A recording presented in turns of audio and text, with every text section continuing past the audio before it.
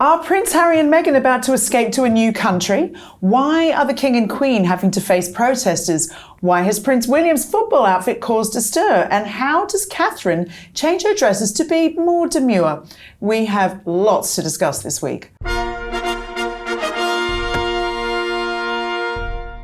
Welcome to Palace Confidential. I'm Jo Elvin, and on my panel today is the Mail on Sunday's royal correspondent Natasha Livingstone, the paper's editor-at-large Charlotte Griffiths, and the Daily Mail's diary editor Richard Eden. Welcome to you all. Now, if you haven't seen our Richard discuss how Catherine became the most important woman in the royal family on Eden's Royals, what have you been doing? Stick around to the end of the episode when it will be up next. And a reminder, if you don't already, please do join our ranks of subscribers here on the Daily Mail's Royal channel. Click that button and never miss another episode of your favourite royal show.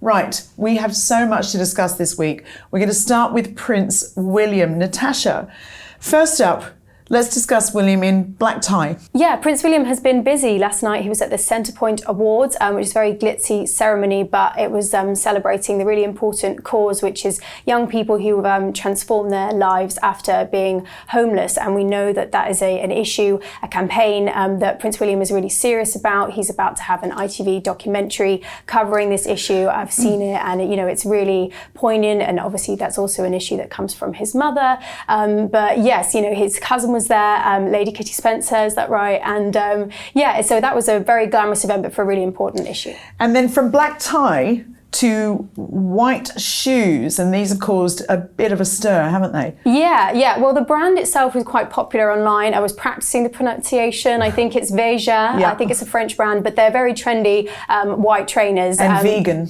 Yes, vegan. Yes. And I think Catherine herself might have worn them with a suit before. But yeah, he was wearing it it was an event for NFL Foundation UK, which is again, it's a charity that supports young people from disadvantaged backgrounds, and it was quite an engaging event. He was playing a bit of American football and being really popular, getting on really well with the young kids, and engagements like that are always really popular, I think, where they're a bit more active rather than just sort of handshaking. But I don't know, royals in trainers, maybe we'll see more of it. Well, the Veja trainers are sort of like part of the mum uniform as well, aren't they? Sort of like floral dress, denim jacket, trainers. So I was going to say, maybe I've seen you in them before. I wear them to the office sometimes, but mine aren't white at all anymore. His were box fresh. They were so white.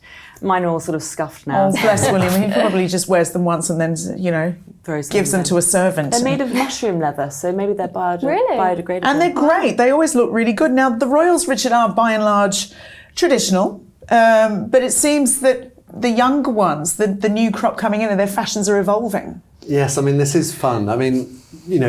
King Charles is a very stylish dresser, really. He is. And for his shoes, he's always favoured traditional English names, usually made in Northampton. Yeah, so very heritage, very, sustainable quality. Yeah, brands like Tricker and what's the other one? Churches? I don't think Wales there's Churches actually, likes. but Crockett and Jones, or there's very traditional brands. And it's hard to imagine King Charles in a pair of box fresh white trainers, but perhaps for royal warrants in the future we might have one for makers of trainers or sneakers, as the Americans say. You never know. You never know. Has he ever been seen in trainers? I don't know. Maybe must while have playing been. sport, perhaps. Maybe, I think we would dedicate a whole episode of Palace Confidential if Prince Charles, King must Charles, have had wore white trainers. A couple of Playboy Prince moments in a pair of trainers. Probably, sort of like old Adidas sneakers or something, if we're thinking the 70s, right? We have to dig out the archive. That's a good montage for us to look into. Next week. But Charlotte, Prince William was also praised for his throwing ability. Yeah, apparently he's got a very strong arm when it comes to throwing an NFL ball, which is different from a rugby ball. See, this is like Charlotte's got all the important I know information so much here. about I like sport. this. Yeah. But it was quite funny because one of the people on his team said he actually throws better than I do, and she's a sort of NFL player. So obviously he is really good at it, and he did. He kind of was aiming for this net with holes in, and he got 2 out of the 4 throws. First time ever, it's not so bad. And there was this quite young kid, he must have been about 10, who was kind of quite bossy with William, actually. It was quite funny to see. And he was going, no, put your hand like this, no, move your hand like this. And William looks a little bit taken aback. And I can't imagine he's bossed around too often, let alone by a 10-year-old boy. But he really took it with good grace and cracked a few funny jokes. He said he's going to practice at home and might smash a few windows back at home. But it was really nice to see William on that old kind of fun, relaxed form that we used to see. And it's been a tough couple of years, hasn't it? So I think that's great. Now we're going to stick with royal style for a minute because I wanted to look at a fascinating piece that was on Mail Online where Claire Gisotti pulled together the ways that the royals alter their outfits for both recycling and modesty reasons, and how Catherine has followed the late Princess Diana in this regard. So yeah, Natasha, one that really stands out is the Jenny Packham gold finger dress that Catherine wore to a James Bond premiere. Yeah, so this was back in 2021. It was a classic red carpet event, and yeah, it was gold and sequined, and it had really sort of fixed, firm shoulders, but sort of draped kind of down the arms, and it glittered in all the photos, and she just really looked like, you know, a sort of Hollywood star. But yeah, it was made to be a bit more demure for the Princess of Wales, so the kind of neckline hem was raised a bit, just to kind of, make it a bit more elegant than maybe your average sort of Bond girl. But yeah, that looked really great. And Charlotte, it was a similar story with an Elie Saab dress that she wore to another royal wedding. Yeah, she wore this incredible Elie Saab dress, and although it was high neck and long sleeves, which in theory is quite modest, it was meant to have these kind of transparent panels and sort of slits down the legs.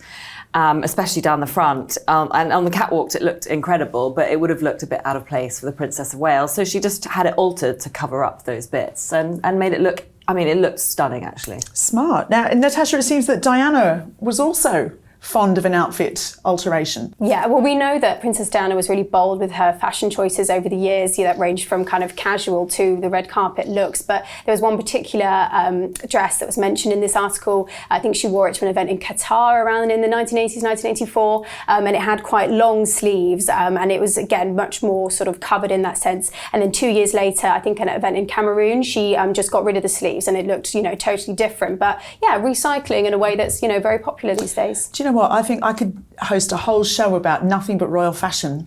You'd love be it. Brilliant at it, Jo. Fascinating. Well, so would you, sitting there resplendent in your royal purple. Well, as this show goes out, the King and Queen will be setting off to Australia and Samoa for an important royal trip. Our Rebecca English is never far behind the pair, and she's out there too. You will not be surprised to know. She sent us this report from Australia where the excitement is really building. I've just arrived in Australia, where on Friday King Charles and Queen Camilla will arrive in Sydney to begin their official royal visit to the country, followed by a state visit to Samoa. Now, it's His Majesty's first trip to the country, or indeed any realm where he's head of state since he came to the throne, and it sparked much debate here in Australia about monarchy and its relevance in the modern age. Australian monarchists predict that the King and Queen will have the warmest of welcomes when they arrive, and actually even local Republicans have revealed to me that they have no plans to protest while they're here. In fact, the only agitators here in Oz are actually members of the British anti-monarchist group Republic, who have quite remarkably, you might think, flown out down under to organise Not My King protests when the King and Queen arrive, and that's come to the anger of a lot of Australians who feel they have no right to meddle in Australian constitutional matters. Now, in Saturday's Daily Mail, I exclusively revealed that the King had actually written to Republican campaigners out here recently, politely declining an invitation to meet them, but expressing his love for the country and his warmest wishes, and expressing as always that the future of Australia is a matter for its people. On a more positive note, what can you expect to see over the next week and a half? Well, hopefully you'll come to see everything you would love to witness on a royal tour, both the fun and the formalities, everything from meeting the Prime Minister to attending a barbecue and watching a local cricket match. And let's not forget that the King has actually taken the decision to pause his ongoing cancer treatment in order to travel down under. Now, he's done that on the advice of his doctors, who are very happy for him to do so. But it's a not inconsiderable undertaking for a man of his age, bearing in mind that this is a 30,000-mile round trip, 11 days door to door. And I'll be back on Palace Confidential next week to update you on all the latest news. We will have lots more on that trip in next week's show, which is just kicking off at the end of this week. And we have lots more to come on today's programme, including an under-the-radar trip taken by Sophie, Duchess of Edinburgh.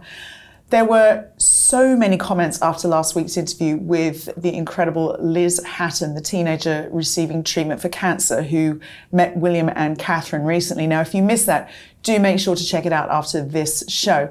Here is just two of the really thousands of comments we had. A Royal Iota says, a very emotional interview with an inspiring young woman. While Catherine Allard said, that interview was so moving.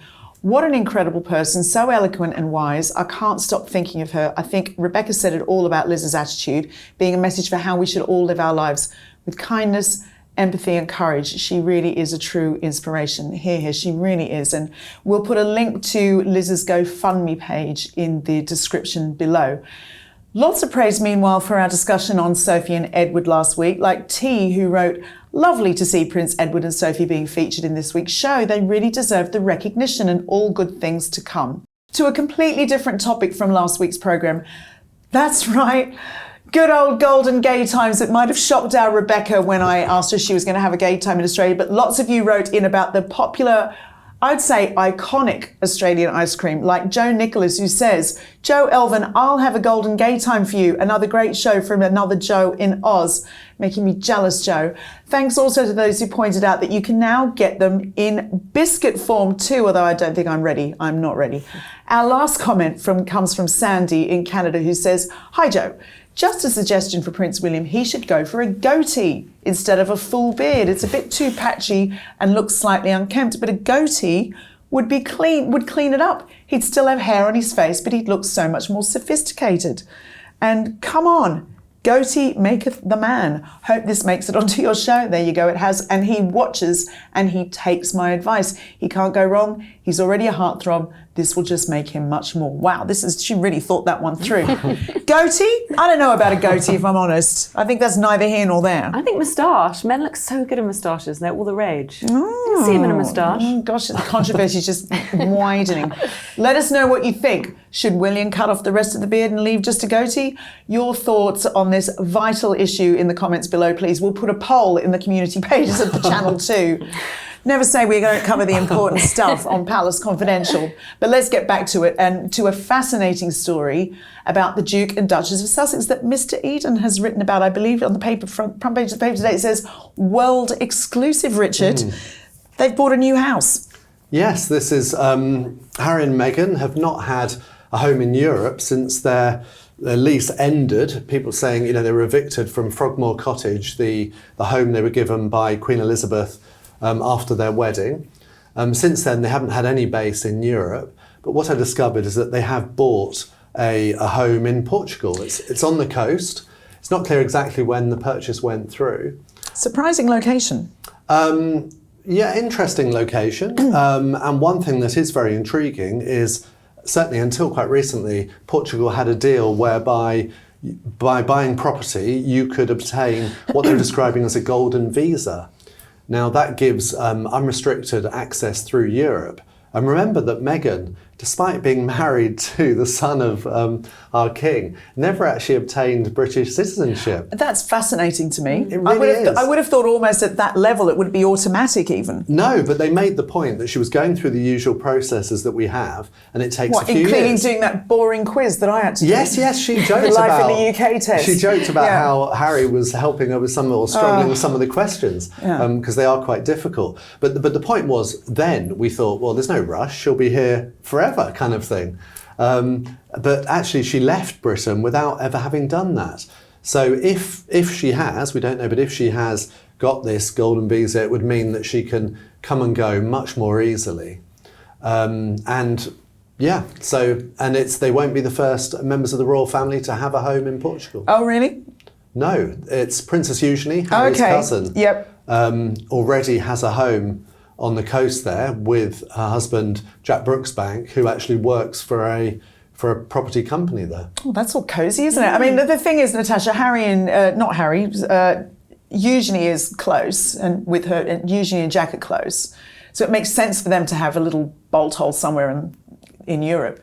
Bit of a long way for a famously ecologically minded couple to come from Montecito for holidays, isn't it, to Portugal? Yeah, I checked. I think the quickest flight from LA to Portugal is about 12 hours. So, you know, that's a pretty long flight. And yeah, it's a criticism that the couple often get, that, you know, particularly Prince Harry, who's been involved in sustainability and travel efforts, that, you know, whether you're flying on a private jet, which is obviously worse than a normal flight, or just flying regularly, then that's not great for the environment. So I imagine critics will have something to say about that. And do you think, Charlotte, also some people here might be surprised at this development? I think some people might be, because Portugal's kind of an unexpected pivot for them. But actually, I know of quite a few families, because of this golden visa thing, British families have gone over there lately. It is a bit of a trend over here in the UK, actually. People going over there over the last 4 or 5 years, people have been going over and taking advantage of some tax breaks as well. I'm not saying they have, but there are some tax breaks to being in Portugal at the moment. So it's a bit of a well-trodden path. But yeah, it's definitely a surprising move for Harry and Meghan. And what do you make of this visa business? Is there much to that?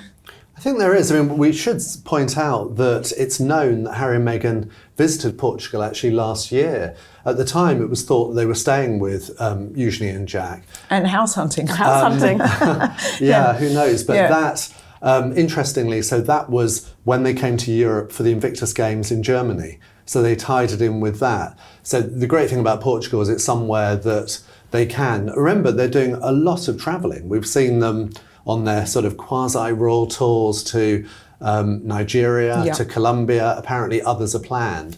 So this kind of gives them that base. And I made the point in an article for Mail Plus today that it very much emphasises them as the alternative royals. You know, they're building this sort of court. They want to be international royals carrying out duties around the world. And this does very much fit in with that. And Natasha, we've seen Harry surfing today. Yeah, it was a video that's been going around online. It was taken by a professional surfer, and it shows Prince Harry doing pretty well, actually. He's really sort of riding a big wave. He looks a bit unsteady as he sort of gets on his feet, but clearly people have been commenting. You know, people have been saying maybe he's not enjoying the life in California, but clearly he has been enjoying that aspect of it, and maybe that's something he could also do in Portugal. Well, that's, you know, where the surfing is famously good is Portugal, right?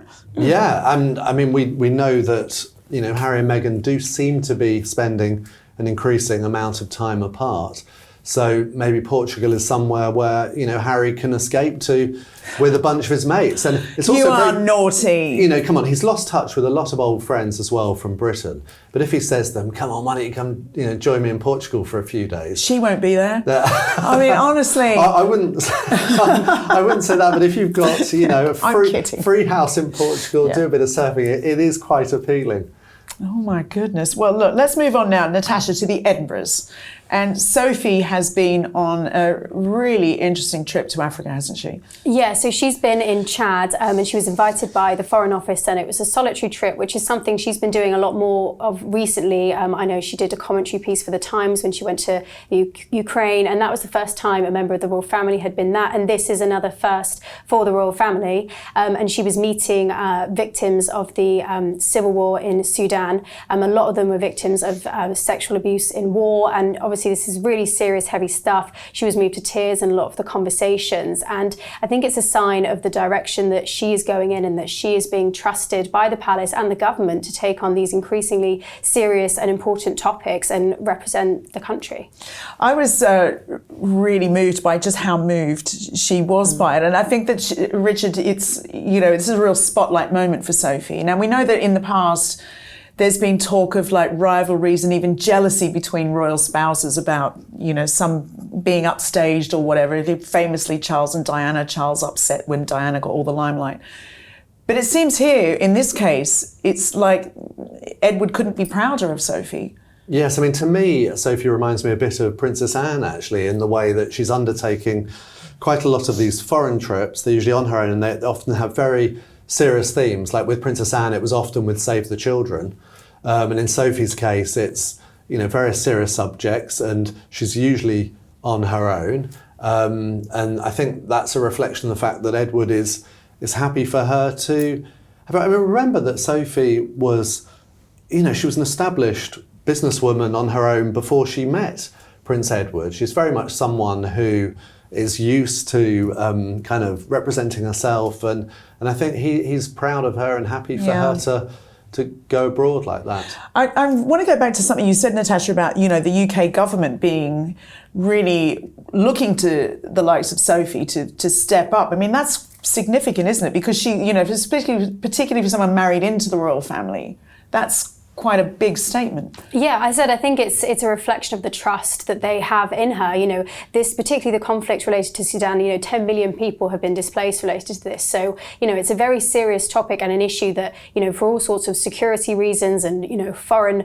relations reasons, the government will be looking at. And it's very important how they engage with these topics and, you know, exactly what the government does and who they send. So, you know, we know the Princess of Wales is unwell. So, you know, perhaps this is the sort of thing she would be interested in doing, and you know that's a reason why potentially the Duchess of Edinburgh has been stepping forward and taking on, you know, more roles like this. But it is undeniable, just looking at Sophie, that she has been doing more independent foreign travel, tackling really important subjects. So yeah, I think they just really trust her. What do you make, Charlotte, of the role that Sophie seems to be now be carving out for herself? I think she's carved out this really fearless role for herself. She's not afraid to listen to some incredibly difficult stories. You know, and as you said, she was moved to tears, but the things that she was hearing and being told about were unbelievably shocking, and she's just ready to hear it and to be there for these women, and it's very female focused. And to remind us that we can't ignore these issues and we need to talk about them. Yeah, and you know, it can't all be playful NFL, you know, royal events. You know, sometimes a royal needs to literally get on the floor. I mean, she sits on the floor, she crossed her legs in this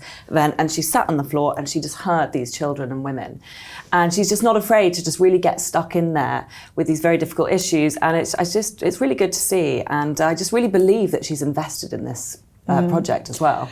I think that more increasingly she's becoming a major royal, isn't she? It used to be we didn't hear much about the Edinburghs at all. Yeah, well, she was the Queen's favourite, apparently. And, you know, I just really feel like she's kind of living that sort of memory of Elizabeth through what she does. She's very serious. She takes it very seriously. She means what she says. And it's kind of nice to see. And I feel like she's probably doing a lot of that in memory of the late Queen. Amazing. Well, now it is time for the unsung hero of the royal family. This week, he's not technically royal, but he's at the heart of it. It's the one and only Mike Tindall. Richard, Mike's been praised for what he said about marrying into the royals, hasn't he?